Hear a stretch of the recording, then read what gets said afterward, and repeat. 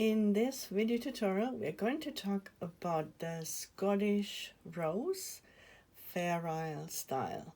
So this is one that is absolutely fresh off the board, freshly blocked, still warm from the sun. I know we're not supposed to let them dry in the sun, but I do. So this one is a cotton yarn that I used for this design, and the one that I'm showing you in the tutorial is a wool. And so this is what it's going to look like in the end. The design is so simple and so easy that we're going to start with round 4. I have already made rounds 1 to 3, so 1, 2, 3, which means that I have, starting with round 4 now, I have my corner here, then I have a free front loop from working in the back loop only, a normal single crochet, again a free front loop, and then a single crochet from the corner, and that's the chain 2 corner space.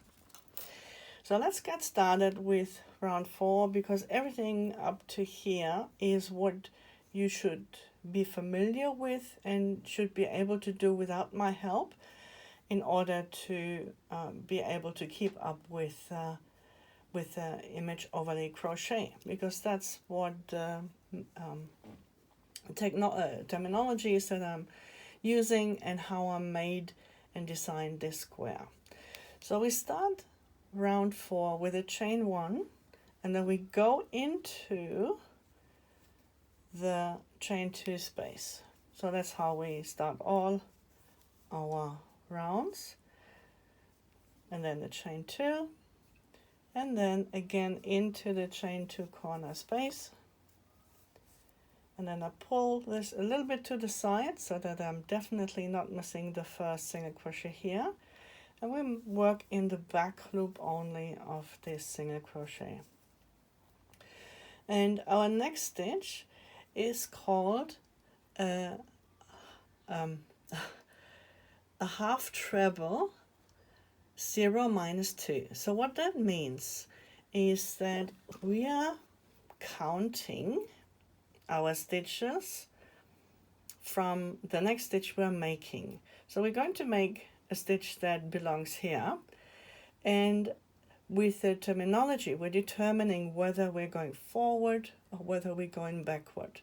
So the first number, the 0 in this case, tells us that we're neither going forward nor backward, we're going straight down, and we're going down 0 minus 2, so we're going down 2 rounds. The round I'm working in currently is round 0, and the round that I worked before is the round minus 1, which is this one. So that's when I made a single crochet in the back loop. And the round below that is the round minus 2. That's when I have that free front loop left over. So that's part of the stitch from round 2. This is round 1, this is round 2, this is round 3. So now I'm working in round 4, and I'm making a stitch in the front loop of the stitch from 2 rounds below.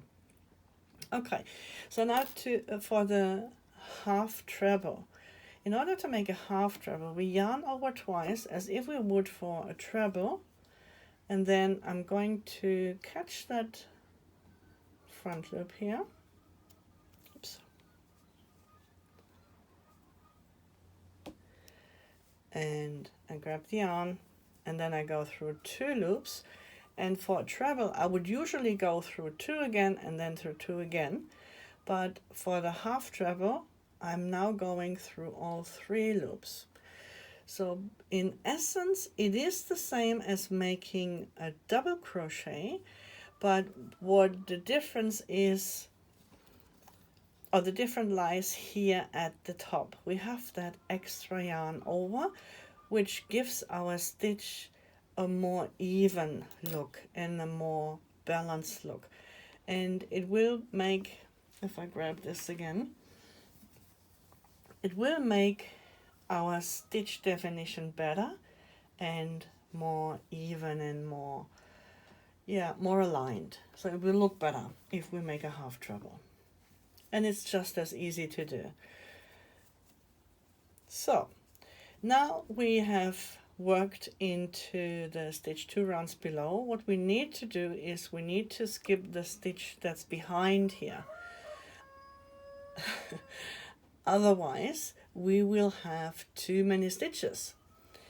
If we work into this, and it will also push this stitch to the side, which is not what we want. So we need to skip this stitch, and we work in the next stitch with a single crochet as per the pattern. And then we have a free front loop again, and we're going to do the same, and we're going backwards with our stitches now in terms of order. So I did a single crochet in the back loop to start with, and then the half treble 0 minus 2, then the single crochet, which is the center of our design.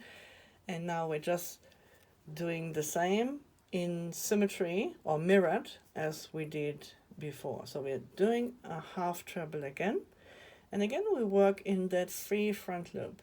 So what you can do, I'm just going to quickly make that.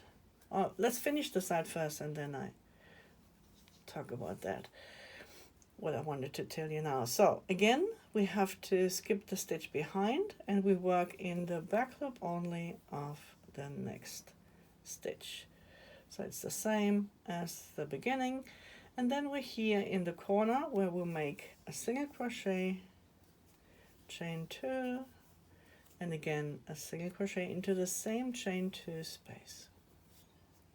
Okay, so what I wanted to tell you is that if you are a little bit unsure where to find those free front loops, if you don't see them easily, then you may want to use a stitch marker. I'm using a stitch marker on the fourth side only, because here we have, and you can see that here at the end, we have the single crochet that we started with.